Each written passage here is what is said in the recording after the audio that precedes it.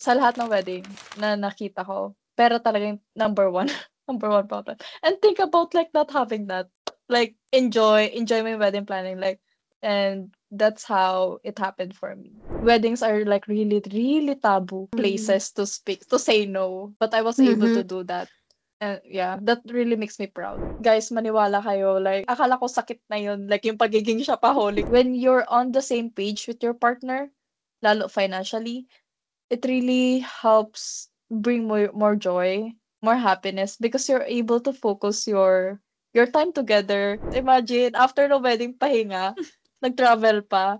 Like, ang dami ko nakakita na after the wedding, talagang kayod. Like, work, work, work kasi kailangan na bayaran. And sobrang iba nun sa'min.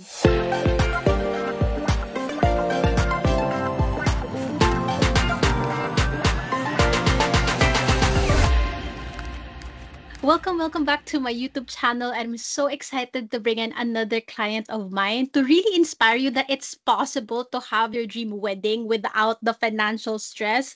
Na after your wedding, you can actually enjoy your marriage, look forward to your career, look forward to your life outside of your wedding. Also, how it was important for her to overcome her shopping habits that led her to prepare for her wedding properly, to budget properly, because now she's able to enjoy the fruits of being able to allocate her finances properly now that she's married, now that she's looking forward to bigger life milestones. And it all started with really having the proper mindset around money and also having the right systems with allocating her money. So get ready to be inspired, and without further ado, meet Angela. No words. You should be watching this right now. If you're not watching this, what are you doing? Joke lang. Hi, guys! Yes, so true. So, bigyan natin sila ng idea on where you started, because we were talking before this na I just know someone is going to be so inspired with your journey na nagawa niya na hindi maging financially stressed after the wedding. Paano yon? And then now you're able to look forward to bigger things after your wedding. So, share with us, like, how was your financial habits like before joining my coaching program, and what made you realize na okay, kailangan ko talaga ng help to fix it? I am a virtual assistant freelancer. So I've been like before the program, so I've been in the field for around 2-3 years. Alam nyo naman, as a freelancer, of course, we're earning in dollars. And na-figure out ko na I needed help is when, oh my God, I'm hitting like a 6-figure milestone already. Bakit hindi ako nakakaipon? Bakit parang feeling ko, lahat ng pinagpaguran ko, walang napupuntahan? And like there were times na I would like basically like starve myself like from shopping, and then would go back like triple sa spending habits ko before. And that's where I knew na okay, hindi ko mag-grow yung like financial goals ko, and as a person hindi ako makakapag-grow if I keep on repeating the same cycle.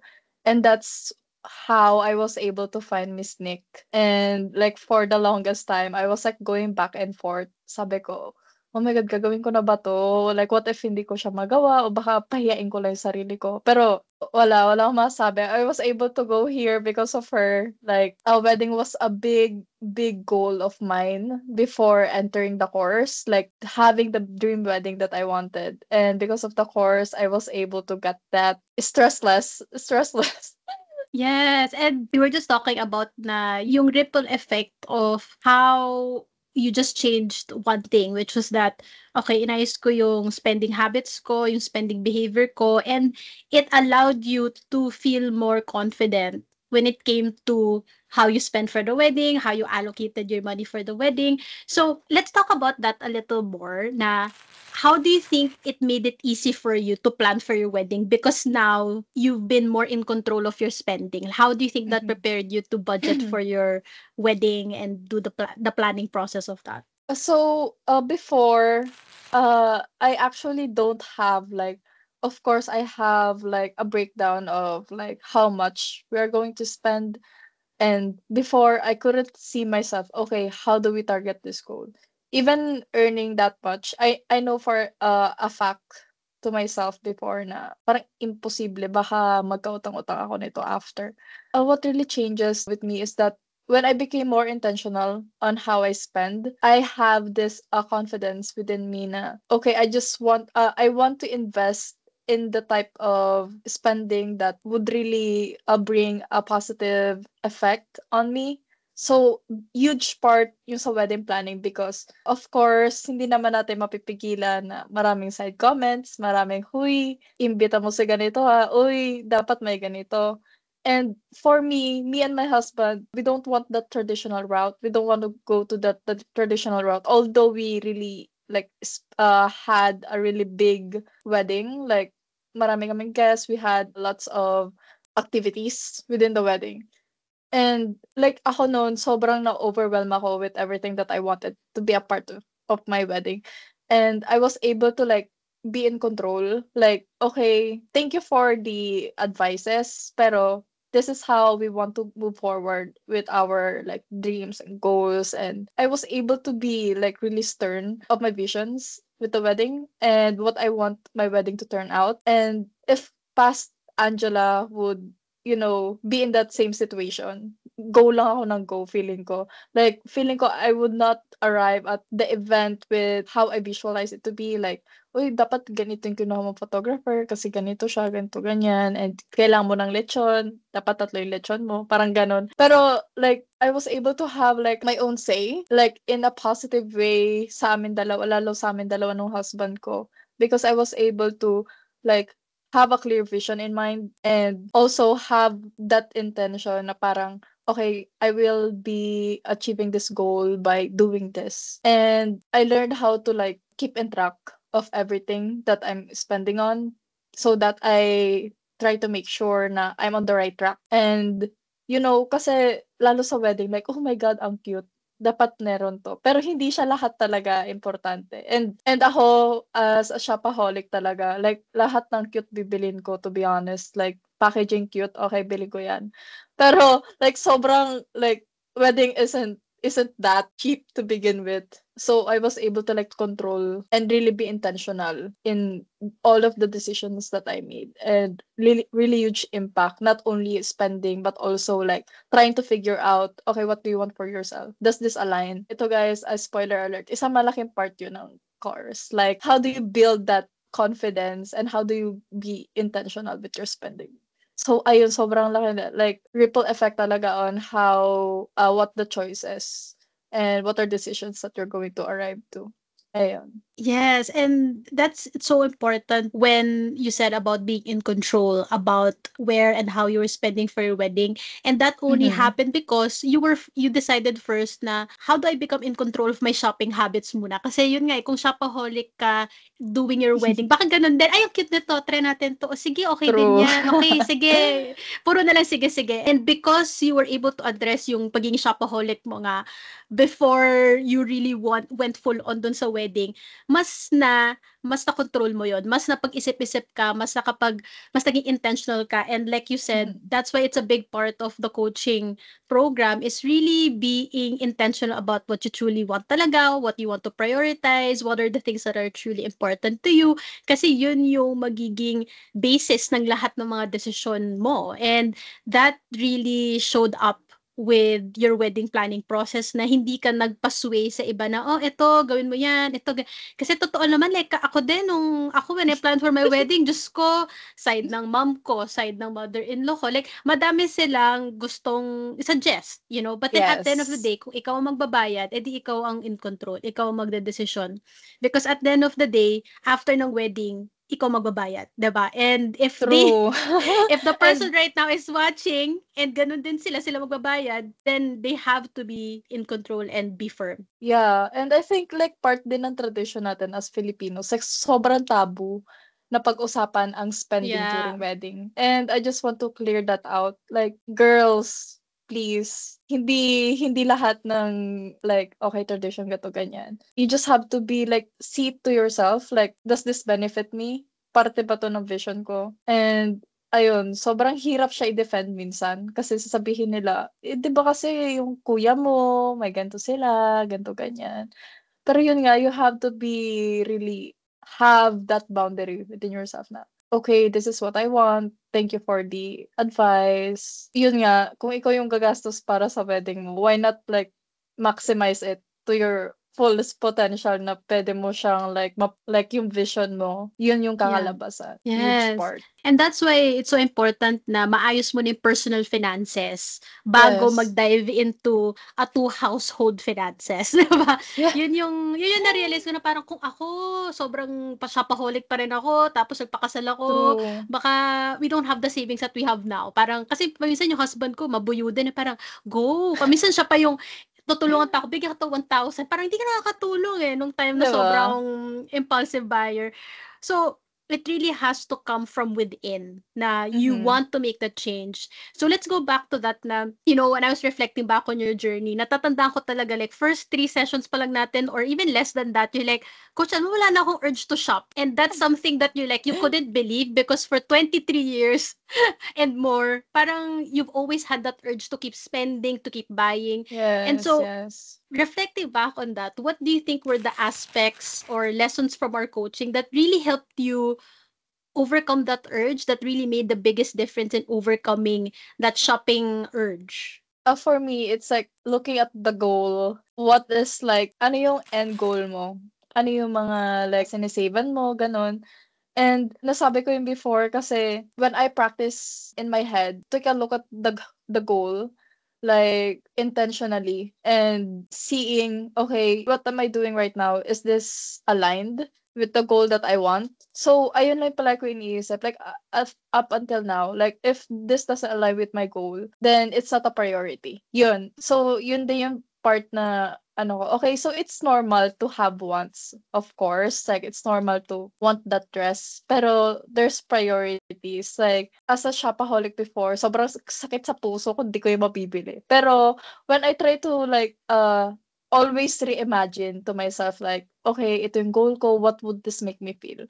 And just checking in with myself always na, okay, if I'm able to achieve this, most likely, like, I would feel so much better than having this mga ganitong spending ko. And ayun, sobrang, because I really wanted that perfect wedding. And that's how I became more mindful with my spendings and really mindful of like the decisions I do day to day. Of course, every day may nakita tayong bago, ganyan, and it's normal, and it's normal to, okay, parang gusto ko to. Pero at the end of the day, you need to reflect to yourself, okay, part ba to ng goal? Ayun. What you said about priorities, right? Because most of the time, the common misconception is like, oh, pagka when I have, if I stop myself from spending, I have to sacrifice. And syempre, pag feeling mo Yes. sacrifice, ay, parang Masakit ayoko, siya. parang madedeprive ako, ganyan. When in reality, you don't have to sacrifice when you know how to Mm. prioritize. And that's Yes, yes. exactly what you learn through our coaching Mhm. process na you learned how to be firm with those priorities, to set boundaries within yourself and the people around you because you know that there's a bigger picture vision that you deserve so much Yes. more than just that piece of clothing or that cute thing, 'di ba? Parang okay naman yun eh, like cute naman talaga siya. Pero parang mas may malaki akong priorities that I value more, that would Mhm. impact me better. And that's why the common mistake Filipinos think na, oh, in order for me to gain control of my spending, kailangan magbawas ako, kailangan mag-cut ako. Yes, That's one yes. thing, pero hindi siya sustainable. You have to think about how can I be empowered to know where my Mhm. priorities are, to know what my goals are. Kasi kapag feeling mo sacrifice, parang, ay, ayoko na. Parang masakit siya sa loob. Versus Mhm. like how you said na, because you're firm with your priorities, you know your clear goals, then it's easier to be empowered to align your finances with that vision. Kasi alam mo na, ito yung nakaka-excite. Sabi mo nga, na-imagine ko yung feeling ko when I prioritize this eh. And Yes. true enough, yun Mas yung fulfilling. yes, exactly. And people think na finances has to be this daunting, like scary na chore, 'di ba?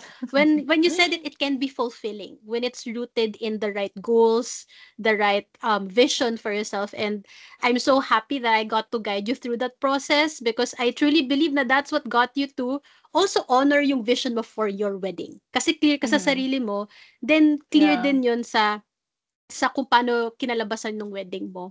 So, that's what I want to dig a little deeper in terms of like how significant was it for you looking back na you were able to gain control of your spending before planning your wedding? Kasi most of the time, mga couples are like, ayusin natin yung finances after the wedding. Diba? Parang, okay, gawin na natin yung Yes. after.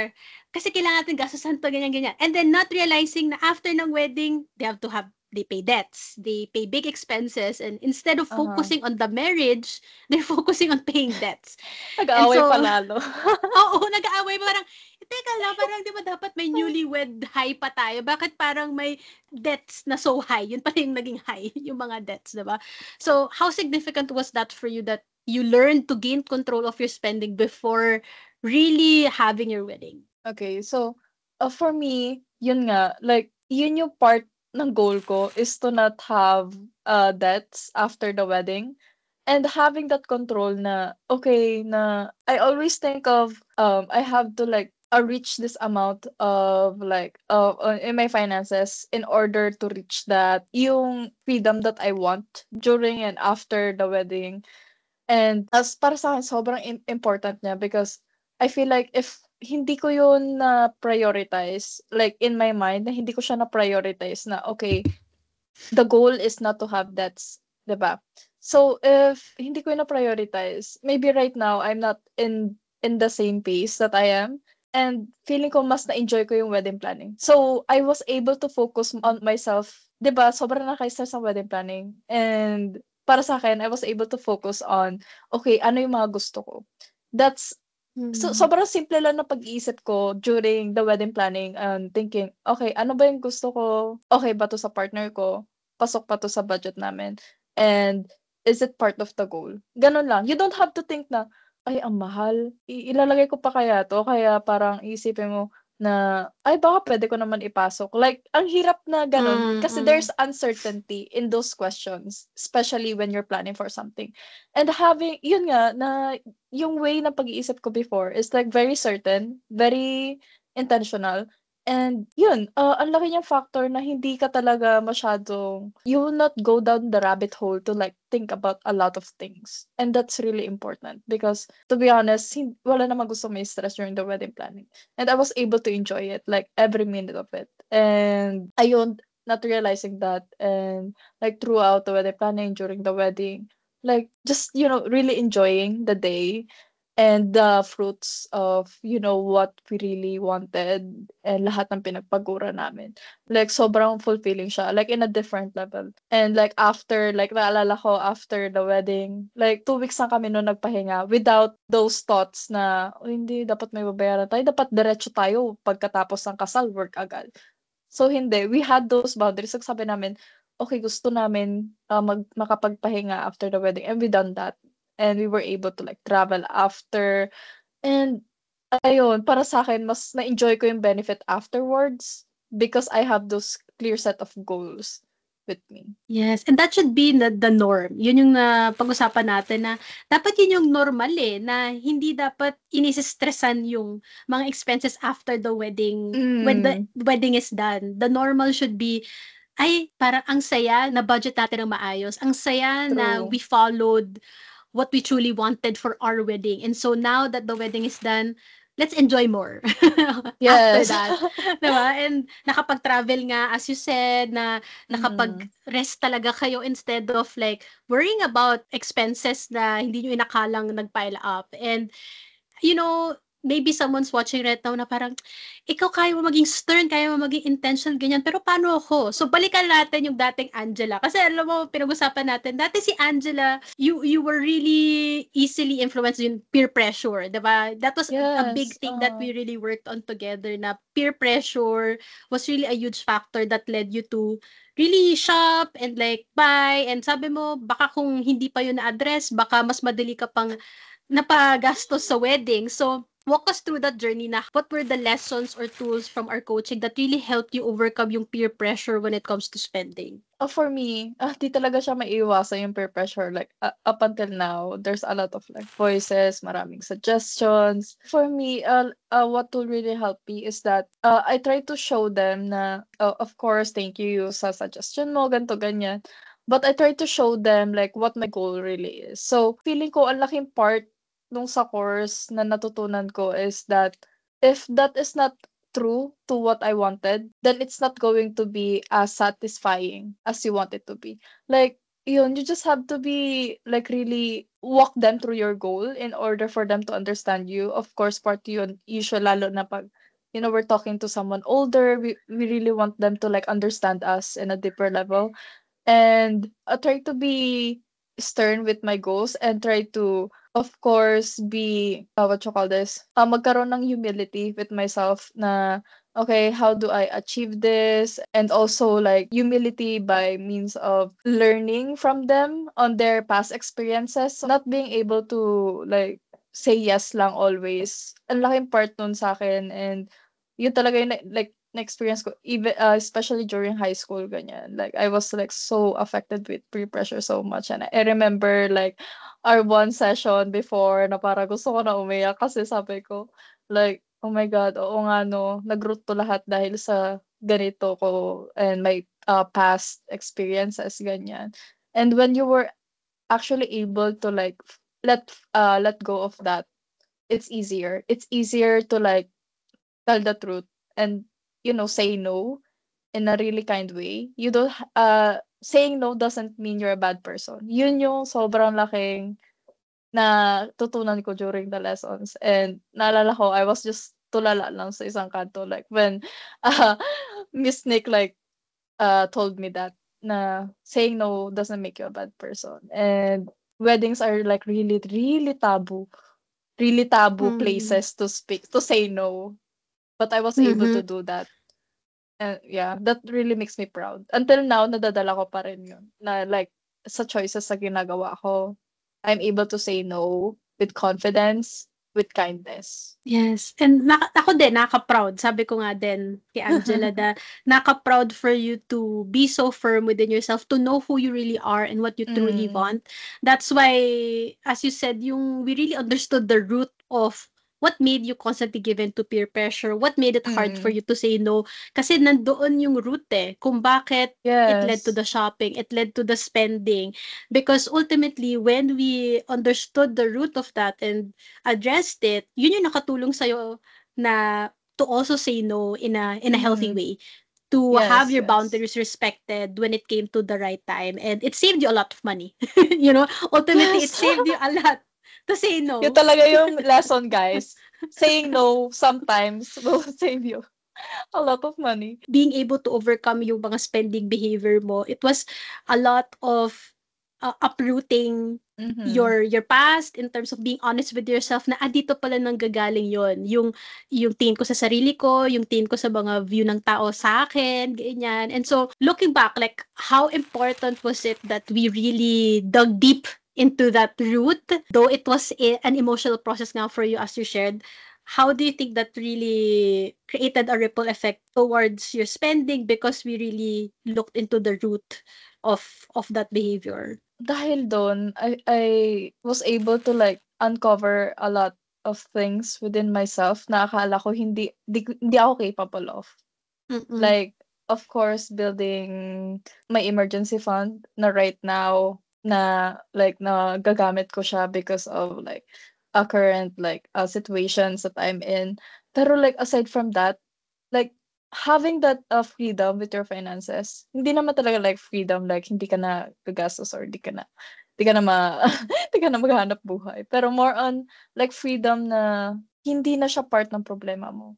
Like Mhm. sobrang laking factor niya na like waking up thinking na you're fulfilled and you're able to like kaya mo suportahan yung sarili mo like with what you need and things that you want. Pero in like a very intentional way. Like iba siya. Rather than before na I always get anxious whenever my credit Hmm. card bill is emailed to me. And right now, like, okay, before siyang pumasok sa akin, I already know and I already have a plan. And mas ano siya, like, mas, like, life feels lighter. Kasi sobrang laki and hindi talaga siya napag-usapan, and that's why the course is so sulit kasi these are the things that aren't normally talked about. And Mhm. having that support makes you like it's for me, it's like my superpower. That's how I view it. Like isipin mo like an average person wouldn't have that kind of like values and you have that. It's like a superpower. within yourself that you take to your advantage, like always, in every part and every decisions that you do. Ayun. Yes, and that's why I really believe that when you are in control of your finances, you easily take better control of your life.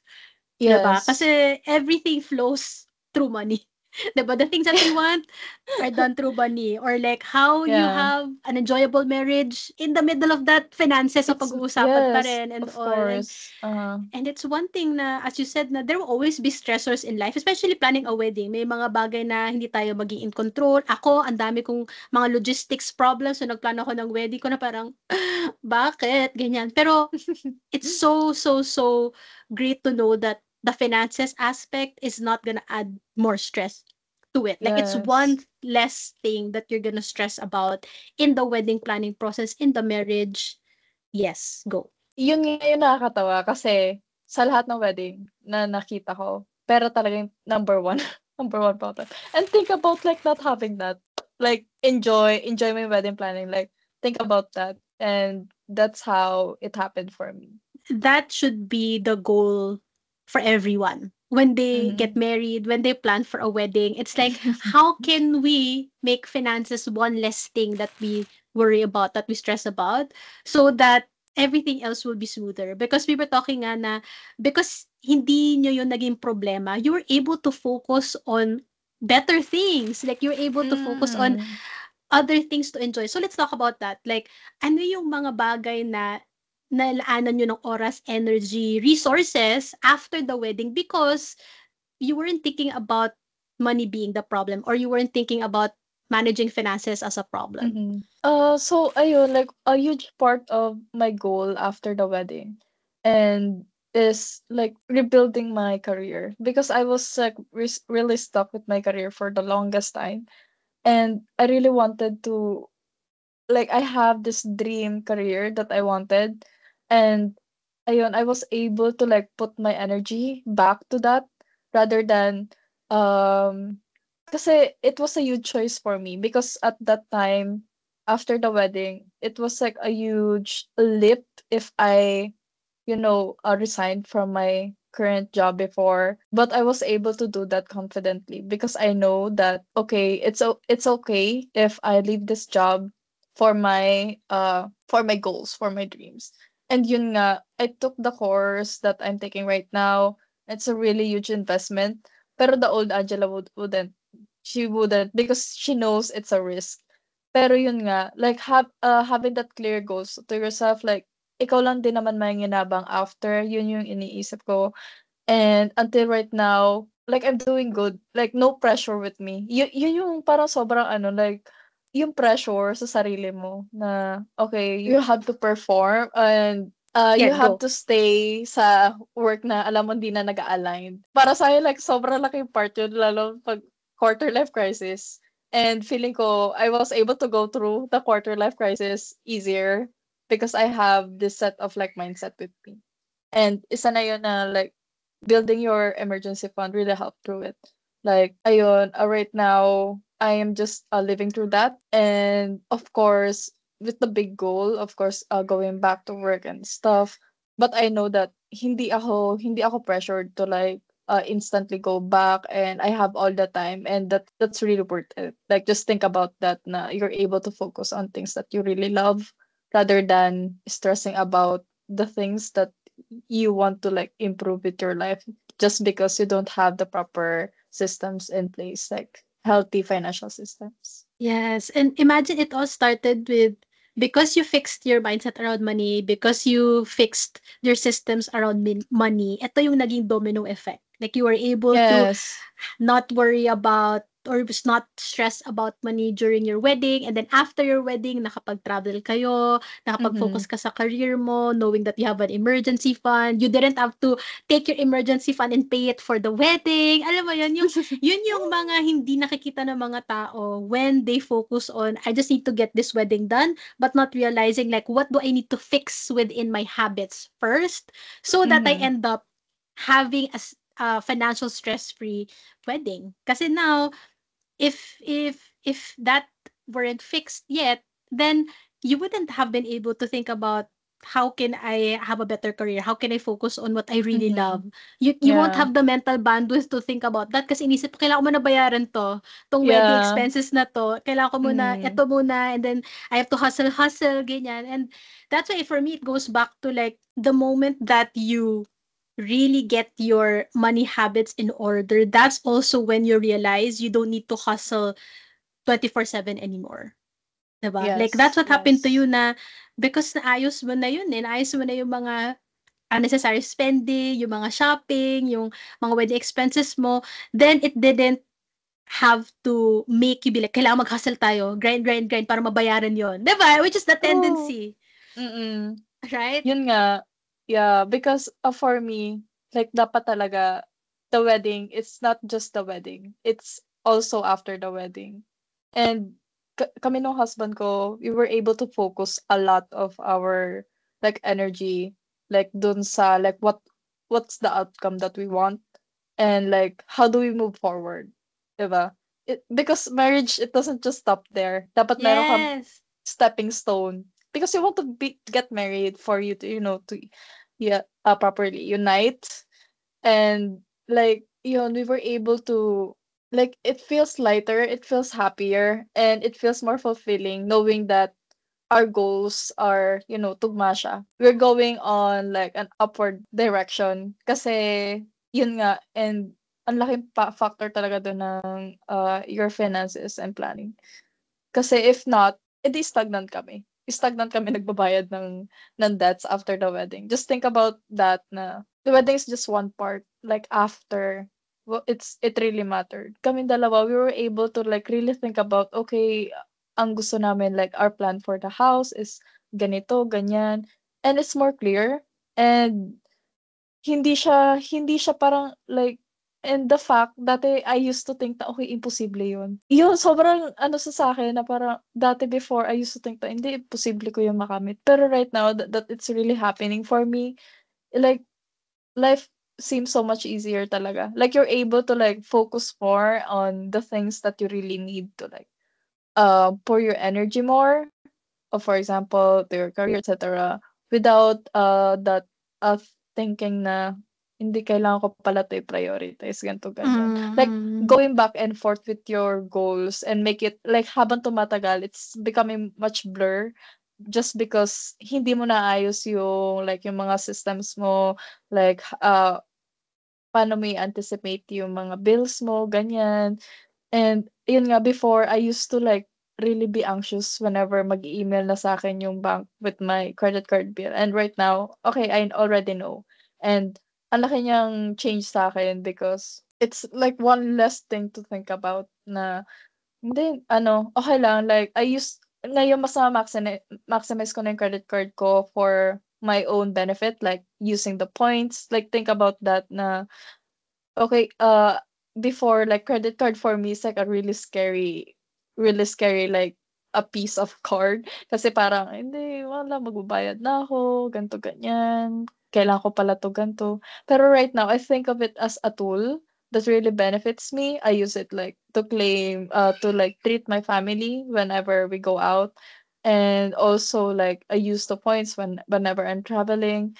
And yeah, I became more like uh I use the tools that I have to my advantage, and that really gives me a more peace of mind and also satisfying siya like to think about okay, alam ko nang gagastusin ko next month, so we have this extra and we can potentially put this in for example travel or savings or for the house. You're able to allocate your finances better. And yun, like nafi-feel ko na yung work-life balance dahil just because I'm able to like really see my finances. Like hindi na nakaka-guilty to spend on something that you really want. People really need to learn that if you feel happy about this thing, and of course it's going to cost money, and knowing na it's not going to be a loose investment if you like spend on it because you have a system in place, mas ano siya, mas freeing siya sa sarili. Hindi siya gano'n kalaking burden if you think about it. Life is just better when you have balance. Yes, and what you said about we don't realize that when we have a healthy system, it's actually more freeing instead of Mm-hmm. restricting. You know, like you are an Yes. example of that na mas naging freeing to think about these possibilities that you can do for your future because you're not held back by past expenses. You're able to think Yes. about magta-travel kami, mag-invest kami, magsisave kami for our future. Like now you get to pour your energy and resources towards that instead of being held back by teka may debts pa tayo, teka may mga kailangan pa tayong Yeah. bayaran sa wedding, 'di ba? Yung mga ganun. Yun And nga eh. that is so, so valuable. So let's talk about that. Kasi na-mention mo nga now, mas naging possible pala to think about na, we can invest in a property. We can really Mm. travel more. So share with us how that became more possible because nga ngayon, mas healthy na yung mindset and system mo around money. Naalala ko last year, like, I used to tell Miss Nick, like there's like a thing in the back of my head. Na of course, as part when you're growing a family together, you also wanted, of course, your own like forever home. And before, like I used to think, siguro 5 years pa yun bago namin maabot, parang ganon. Pero ngayon, like, we're eyeing a property already, and just to think na okay, it's we were able to like talk about it, sit down on it, and plot together. Okay, how long would it take us to like actually get this property, have it fully paid, because we're planning on paying it in installments, and it really parang sobrang game changer for us. Like it really took us to a place of like being humbled at the same time, like being grateful of it, and ano siya, parang something that a married couple would really feel like, yung fulfillment, kumbaga na, okay, oh my God, we're on this step na. Yung husband ko dati na siyang matipid. And hindi kasi sapat na matipid ka lang. Alam mo yun? You really need to have that knowledge with money. Kasi if matipid ka and you're not able to allocate it kung saan mo lang siya nilalagay, okay? Pero walang goal yung money mo. Sometimes it's not that fulfilling. Like kasi iba yung matipid sa having a healthy money mindset, because minsan matipid could be really restraining, and having a Mm-hmm. healthy mindset is able to maximize your finances, and andun na yung part na yun na you're also able to enjoy your money. Mm-hmm. Yun. And we're able to do that. We're able to travel. We fell in love with Vietnam, and we're planning to go back there on our wedding anniversary next year.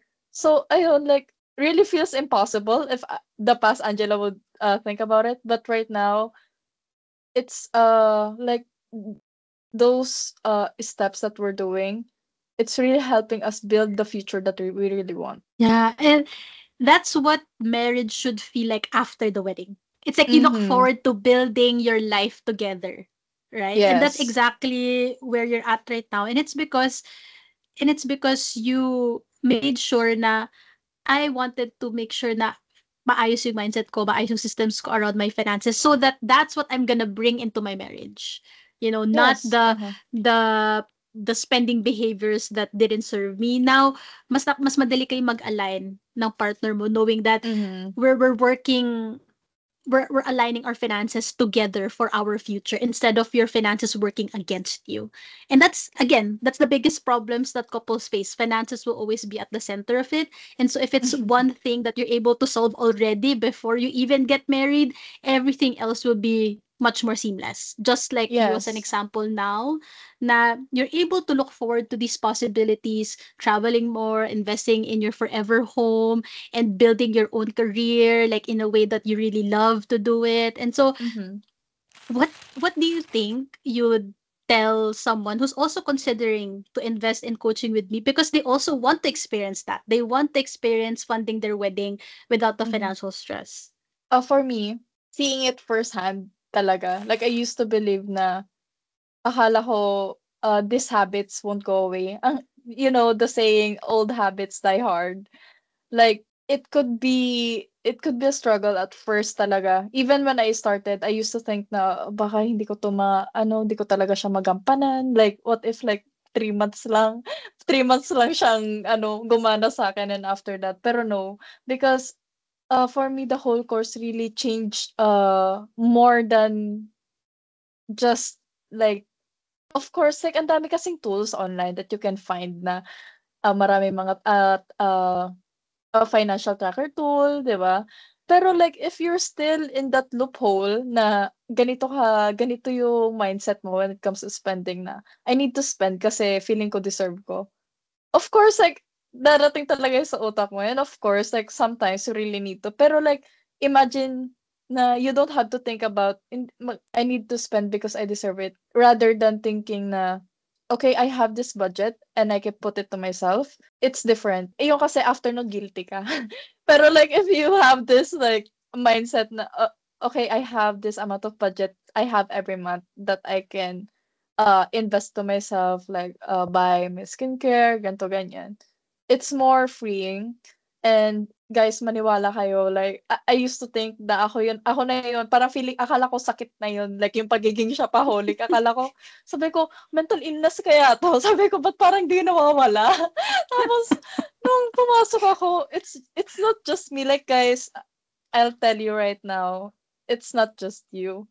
And my friends, natutuwa nga sila sa'kin kasi before talaga, like ako talaga yung budolera talaga. I mean, until ngayon nabubudol ko pa rin naman sila with the things that I use. So, okay, ang ganda nitong skincare. Pero like when we go out to the mall and nakita nila na, okay, I'll think about this. Dati, like pag nakita ko flash sale, parang kawalan ko pag hindi ko yung binili. Pero right now, iniisip ko na, like pag binili ko ba to, anong mangyayari ko nito pag uwi ko? Like, gano'n. Like, hindi na siya sobrang in the spur of the moment. Yung, hindi ko na binavalue yung gano'n na feeling. Of course, normal na, oh my God, ang cute. Parang gusto ko. Pero ayun, like, right now, feel ko na, pag nasa isip ko ngayon na iniisip ko na parang, hindi, parang gusto ko muna pag-isipan. To be honest, I feel more empowered to think, to have that thinking rather than, bilhin ko na kasi flash sale, sayang naman. When I think about like yung dating ako, just sabi ko, oh my God, I could have had this if I weren't like that. Pero of course, we can't really like talk about that so much because it already happened. What we can do right now is like really improve ourselves. And that's really a big part of the course. It's not just your finances, but really how you think and what do you do with the things that you have? How do you maximize it? How do you put it to your own benefit? Yes. And I like how you really highlighted the mindset aspect of it because it's really the Mm-hmm. core of what allowed you to be more confident in making those financial decisions. Kasi yun, sabi mo nga, kahit na mag-download ka ng mga financial trackers dyan, pero if your mindset is not there, if it's like, for Mm-hmm. me, restricting pa rin na mag-save, nakaka-guilty pa rin gastusan sarili ko, or nasa-stress pa rin ako every time I spend, then walang kwenta yung financial tracker. 'Di ba? And Yes. that's why if someone's watching this, they would really see na it's a more of a holistic approach in terms of Mm-hmm. how you fix your financial habits. Because even for you na, as someone nga who thought na baka mental illness yung pagiging shopaholic, 'di ba?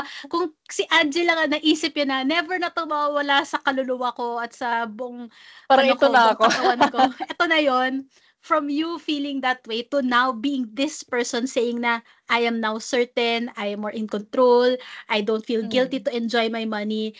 That in itself is such a testament to anyone's watching na kung kayo din in that place na wala akong control, shopping ako na shopping, ganyan, parang gastos na gastos, di ako nakapag-enjoy, nakaka-guilty, nakaka-stress, ganyan.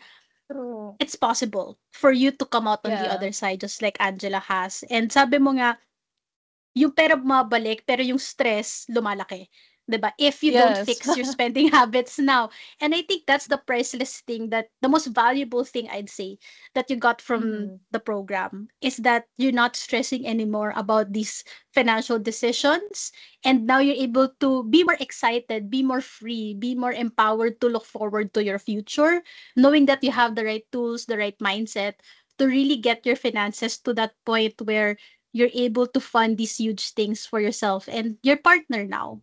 So Mm-hmm. anything else that you'd like to impart to other couples who may be in that maybe financially stressed situation? What would you advise to them as someone that who was in that place before? Mm-hmm. For me, before, naalala ko, Coach Nick, na sinabi ko sa kanya na kung dadagdagan ko ba yung yung sources of money ko, would it make things better? Tapos sobrang laking part nun sa akin na you told me na uh, you don't have, kasi same lang yun eh. Yung parang yung financial wallet mo, kapag wala ka sa mindset to really identify where do you put your money, parang tumataas rin yun. Okay, okay, so you're able to get this amount of salary, ganyan. You just have to be in a comfortable pace, and then the others follow. Like, kasi sobrang ano yun eh, na parang, okay, I need to have more sources of income. Of course, that's really good if that's possible, if that hindi yun masyadong makaka-stress or add to your burdens, ganyan. Pero yeah, that's why I really, really advise if you're having trouble with your money and the decisions, especially decisions, everything that we do every day is based on our decisions.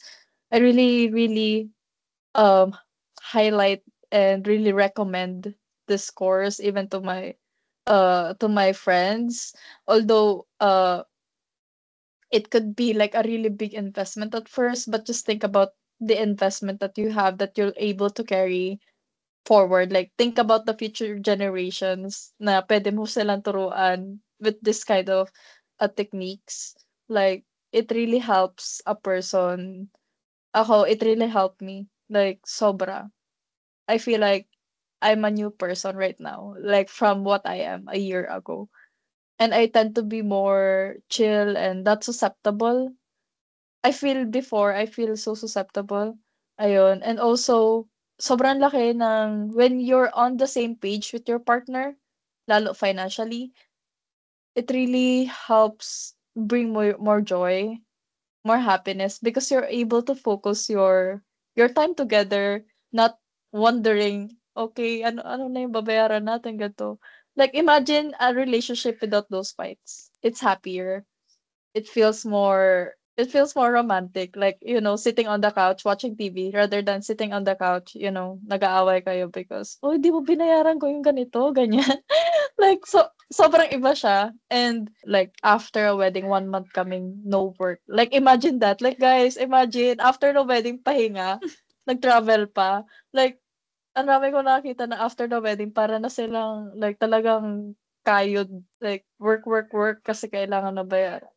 And sobrang iba nun sa'min, and it really made a difference for us. We were able to go back to work really feeling fulfilled and not stressed and ready to take on our future goals. Iba siya. Yes, Ayun. and I love that you're able to really share what's possible when you're not held back by finances Mhm. as a couple, as a married couple. Ito yung magiging future nila, 'di ba? Na posible to. Hindi kailangan maging norm yung kailangan tabu yung pag-usapan yung pera, na Mhm. kailangan umuo lang lagi sa mga requests ng family for your wedding or even as you get married. And even for me then when nung after nung wedding namin, yung parang ang sarap sa feeling na tama yung mga desisyon natin. Tama Mhm. na we stayed true to what we want, to our vision, and therefore as a result, makapag-enjoy tayo after and really build our future together. So thanks so much, Angela, for sharing your story.